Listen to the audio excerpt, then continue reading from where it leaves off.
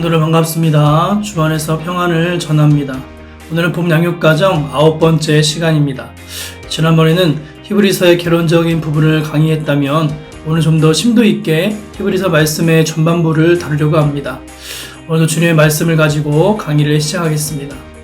지난번 히브리서에 계속 소개하면서 이 서신은 다른 서신서들과는 달리 신비한 서신이라고 설명드렸었는데 그 이유는 본 서신의 저자와 받는 이 쓰여진 연대가 불명확하기 때문이다라고 말씀드렸었습니다.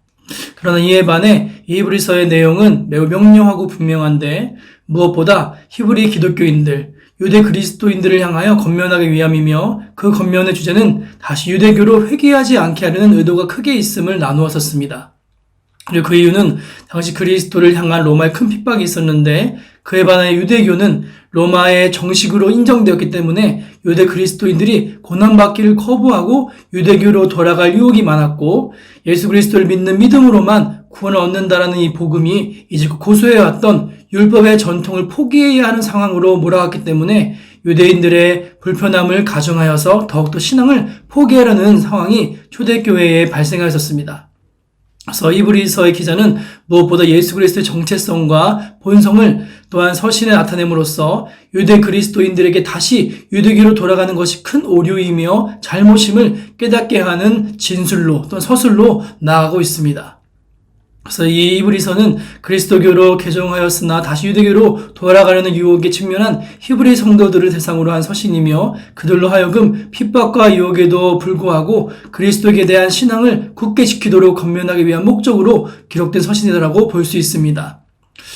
이러한 맥락하에 본 서신의 전반부의 1장 처음부터 10장 18절까지는 구약과 신약을 연결 완성시키신 예수 그리스도의 각종 구약적 요소들에 대한 우월성을 다룹니다. 히브리서 기자는 벌써 전반부에서 그리스도를 천사, 모세, 레위 제사장 및 동물 희생제사 등과 차례로 비교하고 있는데 이러한 비교를 볼 때 그리스도의 크고 높으심을 변증하는 방법을 채택하고 있습니다. 이 중에 1장과 2장은 본서 전반부의 계시 부분으로서 서신 전체의 서론 및 천사와 비교하여 그리스도의 신분적 높으심을 변증하고 있는 부분입니다. 먼저 1장 1절부터 3절은 본서신의 또한 서론으로 구약 계시에 이은 신약의 계시의 전달자이신 예수 그리스도의 실체를 요약 제시합니다. 여기서 히브리서 기자는 하나님의 말씀 인간에게 계시되는 시기를 크게 두 시기로 구분하고 있으며 또한 그 계시의 전달자도 선지자들 및 그리스도로 구분하고 있습니다. 즉 하나님은 구약시대의 여러 선지자들을 통하여 당신의 말씀을 계시하셨는데 이후에 하나님께서는 신약시대에 이르러 구약시대의 계시에 비해 완전하고도 최종적인 계시의 말씀을 인간에게 주셨다라고 말합니다. 그 신약시대의 이 계시의 전달자는 바로 아들이신 예수 그리스도라고 말씀은 이야기하고 있습니다. 또한 히브리서 기자는 하나님의 최종 계시의 전달자이신 그리스도의 신분과 관련하여서 만유의 후사, 창조주, 하나님의 영광의 광채, 하나님의 본체의 형상, 만유의 보존자, 죄를 정결케 하느니, 보좌 우편에 앉으시니 등의 다양한 표현을 사용하고 있습니다.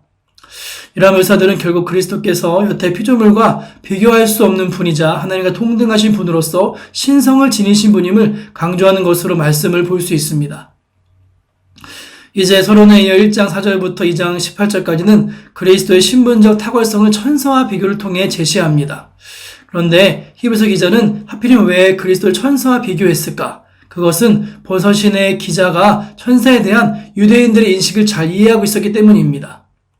이 비교의 방법을 통해 탁월성을 입증하기 위해서는 그 비교의 대상 역시 뛰어난 것이어야 합니다. 유대인들에게 있어서 천사는 모세에게 율법을 전해준 중보자로 간주되어 왔으며 때론 민족의 호위자로 인식되기도 했습니다. 천사의 비교는 그리스도의 신분적 탁월성을 논증하는 적절하고도 효과적인 방법인 겁니다. 히브리서 기자는 이 문단에서 여러 구약 인용을 통해 그리스도께서 천사보다 우월하신 분이라는 성경적인 증거를 제시하고 있습니다. 히브리서 전체에는 총 5차례에 걸친 수신자들의 불신앙에 대해 강력하게 경고하는 단락이 등장하는데 2장 1절부터 4절은 그 중에 첫 번째로서 그리스도의 구원의 복음으로부터 이탈하는 죄에 대한 경계 및 경고가 제시되고 있습니다. 여기에서 히브리서 기자의 논지는 과거 이스라엘 백성들이 천사를 중보자로 하여 전달된 계시인 구약 율법의 불순종한 죄에 대해 심판을 받은 것이 사실일진데 천사들보다 뛰어나신 그리스도를 통한 최종 계시인 복음에 불순종하는 죄에 대해서는 더더욱 엄중한 심판이 있으리라는 것을 말씀은 강조하고 있습니다. 이에 2장 5절부터 18절은 그리스도의 한시적 낮아지심 및 그 고난의 의의에 대해 설명합니다. 위에서 히브리서 기자는 그리스도께서 천사보다 뛰어나신 분이라는 사실을 논증하며 그분을 통해 계시된 복음을 배반하는 죄에 대해 경고했습니다. 그렇다면 비록 한시적이긴 하지만 그처럼 우월하신 그리스도께서 천사보다 낮아지신 이유가 무엇인가 질문했었을 때에 이처럼 예상되는 의문에 대해 기자는 다음 두 가지 차원에서 대답을 제시합니다. 첫째는 혈육에 속하여 죽음 아래 종로를 타는 자들을 구속하시기 위함이라는 겁니다. 그리고 두 번째는 인성을 취하심으로써 성도들의 형제가 되시기 위함이다라고 말씀은 이야기합니다. 종합하자면 존귀하신 예수 그리스도께서 잠시 동안 천사보다 못하게 되어 인간과 같이 되신 이유는 인간을 구속하셔서 그들을 하나님의 자녀가 되게 하시기 위함이었다는 것으로 말씀을 볼 수 있습니다.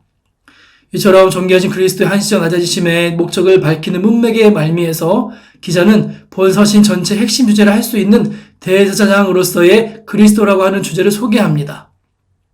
그리스도는 자비하고 충성된 대제사장으로서 존귀하신 분이시지만 스스로 시험을 받아 고난을 겪으심으로써 시험받는 성도들을 도우신다라고 하는 겁니다.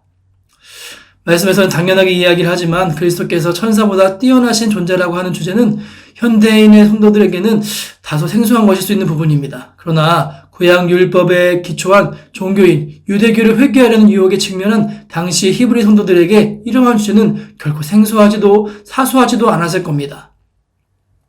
유대교로의 회개는 그리스도를 통한 하나님의 최종 계시에 대한 거역이며 성도의 구속을 위해 스스로 낮아지신 그리스도의 은혜에 대한 거부였습니다. 그리스도의 또한 존귀한 신분 및 그분 낮아지심의 목적에 대해 재인식은 그리스도의 구원의 복음에서 이탈할 조짐을 보였던 히브리 성도들에게 필요적절한 신앙의 겉면이 되었을 겁니다. 다음 파트인 3장부터 4장 13절의 내용은 구약과 신약을 완성시키신 예수 그리스도의 각종 구약적 요소들에 대한 크심을 변증하고 있는 부분입니다. 히브리서 기자는 본서 전반부에서 그리스도의 우월성을 변증하기 위해 그리스도의 천사, 모세, 레위 제사장 및 동물 희생 제사 등의 차례로 비교하고 있는데 그 가운데 3장 1절부터 4장 13절은 모세와 비교하여 구원자로서의 그리스도의 크심과 높으심을 변증하고 있는 부분이라고 할 수 있습니다. 전문단인 3장 1절부터 6절은 대제사장이신 예수를 깊이 생각하라 라는 권면을 제시하며 그리스도를 구약의 모세와 비교합니다. 유대인들에게 있어서 모세는 이스라엘 역사상 가장 위대한 지도자였습니다. 모세는 이스라엘을 애굽의 억압으로부터 구원해냈으며 이스라엘이 가나안에 들어가기까지의 광야 40년의 동안을 또한 인도했습니다. 그리고 무엇보다도 이스라엘 백성에게 율법을 전해준 장본인이었습니다. 히브리서 기자는 이처럼 유대인들에게 위대한 인물로 인식되고 있던 모세와 그리스도를 비교하며 그리스도의 우월성을 증거하고 있는 겁니다. 한편 모세와 그리스도는 다 같이 하나님의 집에서 충성한다는 점에서 서로 공통점이 있다라고 말씀을 말합니다. 그래서 하나님의 집은 하나님의 백성들의 공동체를 가리키는 은유적인 표현으로서 구약시대의 이스라엘의 총회와 신약시대의 교회 모두를 포함한다라고 볼 수 있습니다. 그러나 둘 사이에는 근본적인 차이가 존재하는데 곧 집과 건축자 및 사환과 아들의 차이처럼 모세와 비교할 때도 그리스도께서는 훨씬 위대하고 또한 놀랍다라고 말씀은 이야기합니다. 즉 모세는 비록 이스라엘 역사상 전무후무할 정도의 위대한 인물이긴 하지만 하나님의 집에서 사안으로서 종으로서 충성한 것에 불과하였으며 그리스도는 하나님의 집의 아들로서 그 집을 다스릴 뿐 아니라 하나님의 백성의 공동체인 그 집을 설립하신 분으로 말씀은 이야기하고 있습니다. 이처럼 그리스도와 모세의 존재론적 측면과 사역적인 측면에서 비교한 데 이어진 3장 7절부터 4장 13절의 두 문단에서는 자연스럽게 모세 당시 그의 인도를 받았던 이스라엘의 사례를 통해 그리스도의 인도를 받는 신약시대의 성도들이 어떠해야 하는지를 교훈합니다. 먼저 앞부분에서 모세 당시 불신앙으로 인해 광야에서 멸망당한 이스라엘 백성의 사례를 통해 예수께 대한 신앙 배반의 결과에 대해 경고하며 이 4장 처음에서는 모두 순종하는 자만이 하나님의 안식에 들어갈 것임을 강조합니다. 모세 당시 이스라엘 백성들은 곧 출애굽 세대의 이스라엘 백성들은 하나님으로부터 가나안 안식에 들어갈 약속을 받았으나 약속에 대한 불신앙으로 하나님을 시험하다가 안식에 들어갈 수가 없었습니다. 마찬가지로 신약 성도들 역시 창세 때부터 작정된 바 하나님의 나라에 안식이 들어갈 약속이 주어졌으나 불순종한 이스라엘의 전철을 밟는다면 그 안식에 들어갈 수 없다는 것으로 말씀은 이야기합니다. 아마 여기서 히브리서 기자는 성도들이 이스라엘의 불순종을 되풀이하지 말 것을 강조한 뒤 하나님의 말씀의 운동력과 통찰력이 어떠한지를 묘사하고 있습니다. 이처럼 3장부터 4장을 이어지는 파트에서 히브리서 기자는 대제사장이신 예수를 깊이 생각하라는 권면으로 시작해서 예수께 대한 믿음을 저버릴 때의 결과에 대한 경고로 마치고 있습니다. 그 과정에서 우리의 대제사장이신 또한 구원자 되신 예수는 이스라엘 애굽에서 구원한 구약의 모세보다 위대한 분으로서 하나님의 집에 하나님의 백성의 공동체를 단지 사원으로 섬긴 모세와는 달리 설립하신 분임을 밝혔습니다. 또한 그리스도의 복음에 불순종하는 자에게 하나님의 안식은 있을 수 없고 오히려 엄중한 심판만이 있음을 경고하고 있습니다. 그런데 이 말씀에서 한번 생각해 봐야 할 것은 사실 생각해 보면 신약 시대의 복음에 불순종하는 자들에 대한 심판은 구약 시대의 심판에 비해 훨씬 더 두려운 것으로 생각해 볼 수 있습니다.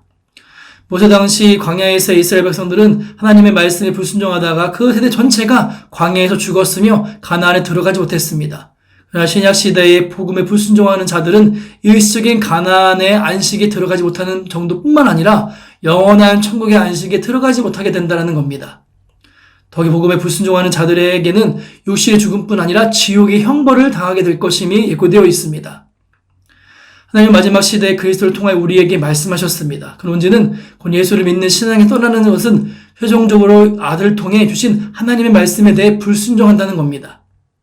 그리고 역으로 예수께 대한 신앙을 굳게 지키는 것이야말로 하나님의 말씀에 순종하는 것이며 약속된 안식에 하나님의 나라에 들어가는 길이라고 말씀은 이야기합니다. 그럼 저와 여러분 같은 신약의 성도들은 이러한 히브리서를 통해 어미하신 하나님의 말씀에 대한 불순종의 결과가 무엇인지를 이미 충분히 경고받았고 하나님의 말씀에 순종하는 자에게 어떠한 축복의 안식이 약속되었는지에 대해서도 알게 되었기 때문에 그렇다면 우리 성도들은 더욱 두렵고 떨리는 마음으로 영원한 하나님의 안식에 들어가기를 힘써야 할 것이며 그러기 위해서는 우리 구원자이신 예수 그리스도를 더욱 굳게 붙들어야 한다는 결론에 도달하게 됩니다.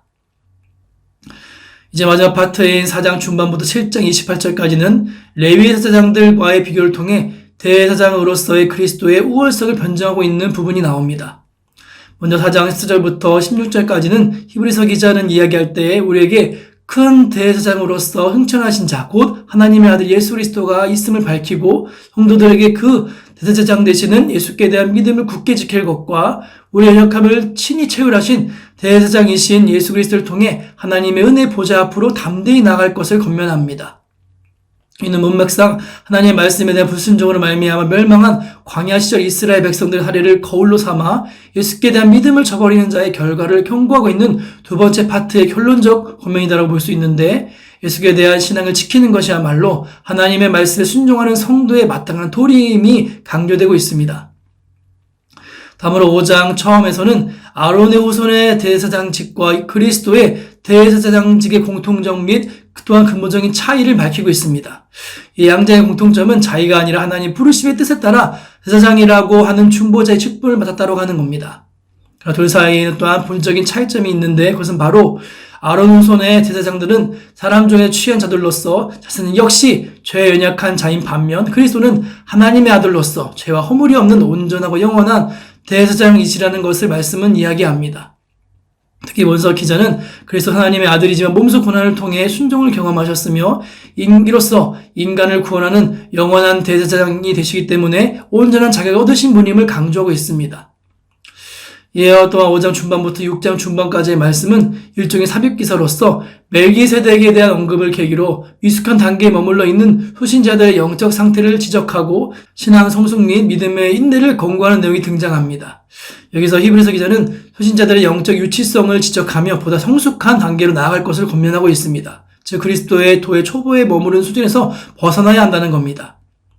다시 말하면 죄의 회개, 하나님께 대한 신앙, 세례, 부활 등 기독교 진리의 기초를 닦는 일이 중요한 것이 사실이지만 그것을 자꾸 되풀이해야 하는 정도의 신앙에 머무르는 것이 아니라 그것을 기반으로 하여서 하나님의 허락하신 은혜를 따라 복음의 진리를 더 깊이 이해하고 경험하는 단계로까지 나아가야 한다는 것을 말씀은 이야기합니다.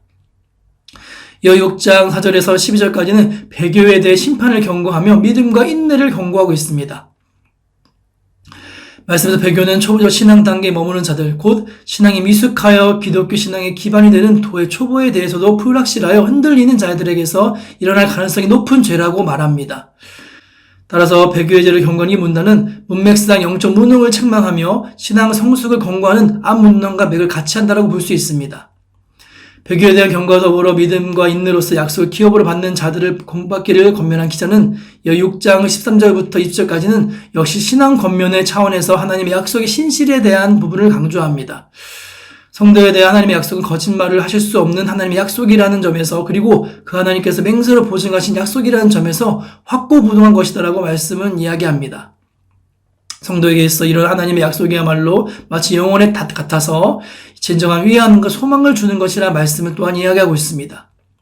이어 7장에서는 다시 앞에서 제기한 주제로 되돌아와 레위 제사장들과 멜기세덱의 반차를 따른 그리스도에 대해 좀 더 상세한 비교를 제시합니다. 그래서 기자는 레위 제사장들에 대한 그리스도의 우월성을 입증하기 위해 일종의 3단 논법의 논리의 단계를 밟고 있습니다. 즉 먼저 7장 1절부터 10절에서 레위 제사장들과 멜기세덱에 비교하여 멜기세덱의 우월성을 입증한 후 7장 11절부터 28절까지는 계속해서는 멜기세덱의 반차를 따른 대제사장이시기 때문에 레위 제사장들보다 더 우월하다는 것을 논증하고 있습니다.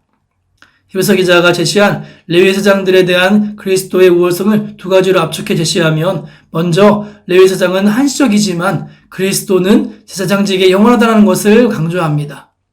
레위 제사장직은 율법에 기초한 직분입니다. 그런데 레위 제사장직의 기초가 되고 있는 구약의 율법은 그 자체가 옛것입니다. 율법 자체가 한시적이기 때문에 그에 기초한 제사 직분 역시 한시적이라는 것은 당연한 겁니다.